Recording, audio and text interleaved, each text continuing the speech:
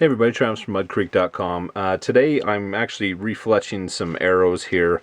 Not really refletching as much as these are brand new arrows and I just want to replace them. I'm going to put some of the these quick fletch twister vanes on there that are a little faster spinning, and I like them a little bit better.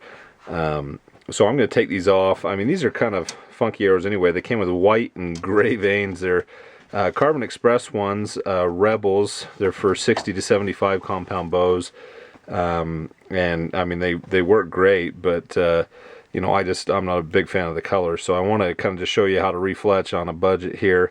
You know, there's special tools you can get that are grooved, and they'll fit, just kind of follow the shaft of the arrow there, and they curve around it, so you know it's more consistent with your arrow. But we're actually going to do it with a razor blade here, and you know, you may agree or disagree with this method, but it's the cheap way to do it. You can also just use the blade itself if you want. You got to be a little bit more careful with that. I like something like this, but you can use, you know, just kind of anything. One thing I'd suggest is this blade's a little dull. That's kind of what you want. You don't want anything too sharp.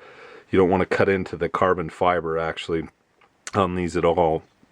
So I would, you know, pick a duller blade and go with that. This one's pretty dull. Use this to cut open boxes and things like that. So this is what I'm going to use. I'm going to throw down just a little piece of paper underneath this so I don't get stuff all over it, and we'll just use one arrow here and start with that. So let me just show you here. But if you just kind of start on the end here, and if you just go kind of slow on it and kind of catch it, you can almost, sometimes you can just peel them off like that afterward.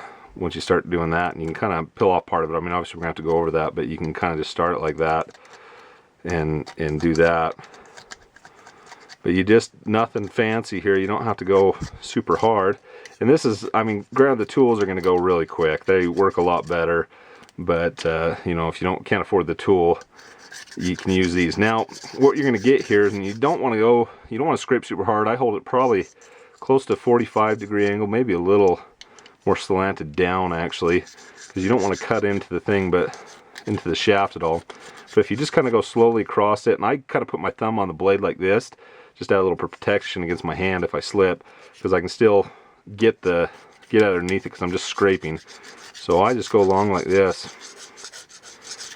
You know, my goal is just to get off. There's usually a lot of glue all around that, and I don't spend too much time in one area because I don't want to create any grooves or anything. But if you just go kind of quick like this and just watch for all the white stuff coming off. I don't know if you can see that, all this down here, but you know, and that's not bad right now, but I'm going to go a little bit more on this, and you can take as long as you want. It's just up to you. You know, if you're not going to use something like this that is easy and just slides over, has the little sleeve there, you know, you're going to want to make sure you get those pretty clean.